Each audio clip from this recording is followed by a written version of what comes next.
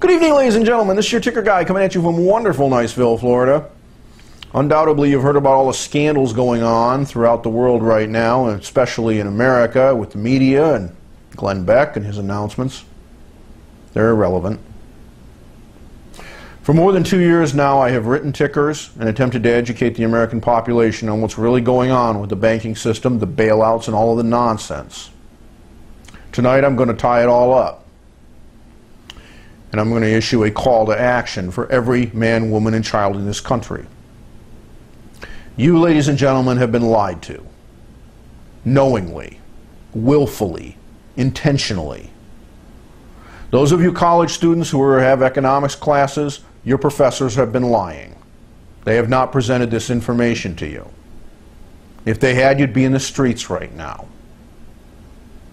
You have had 2 Treasury secretaries, the last 2 presidents of the Federal Reserve, and the last 2 presidents of the United States, that have both told you that it was necessary to save the banking system, that it was necessary to pour trillions of dollars of American credit, that is new debt, into that system in order to keep it from collapsing. They lied. It is impossible to keep it from collapsing. It is going to collapse.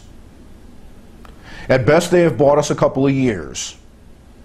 At worst, they have destroyed our future. Here is the proof. This is the chart of debt and GDP in the American economy.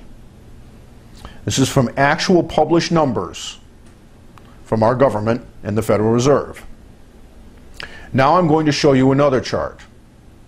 This chart was made by myself using a simple mathematical formula, assuming a 5% compound growth rate for GDP and the same annual growth rate for debt that has actually been present on an average basis from 1953 to the present day. You'll notice that these graphs match pretty closely. There is a small difference in GDP, but the debt graph matches quite precisely. I'll alternate between them a few times in order to show the effect. You'll see that there is not a large difference between these two. Now I'm going to show you the extrapolation out 20 more years. Here it is.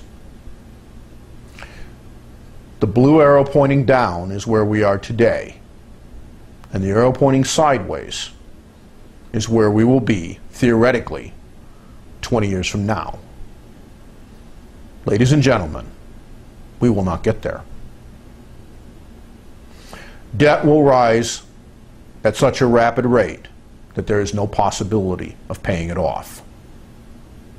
We've been told that Social Security will go bankrupt in 50 or 60 years and that we have to worry about it, and everyone kicks the can.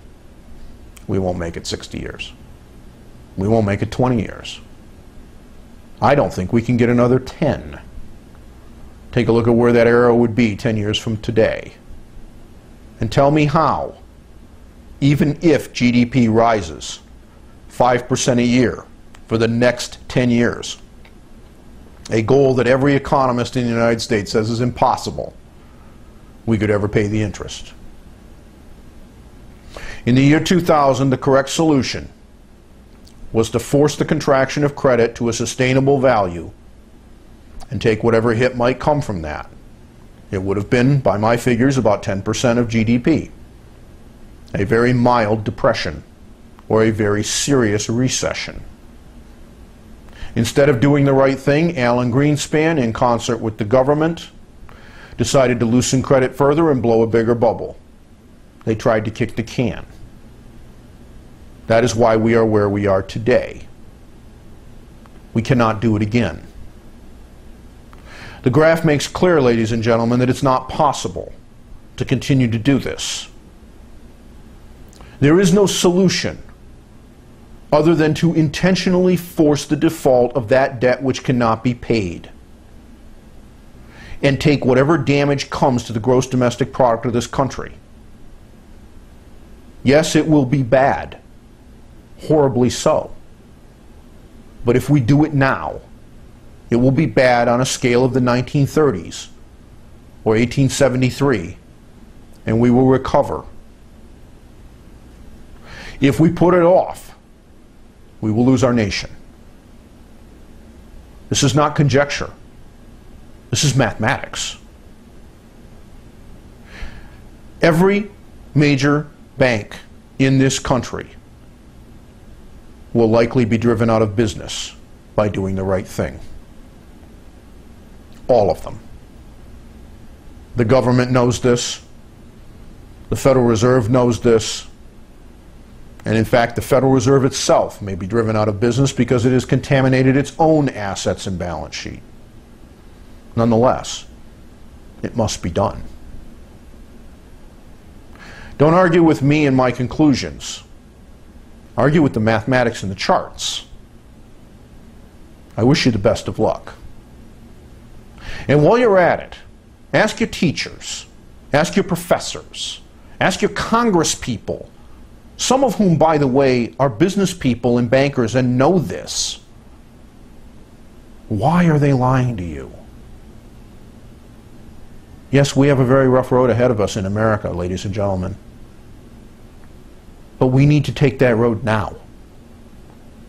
Well, we can still make it down, rather than going off a cliff. The time to act in a correct fashion was in 2000, then again in 2007, then again in 2008. We cannot kick the can any longer. I'm your ticker guy, and that's my opinion.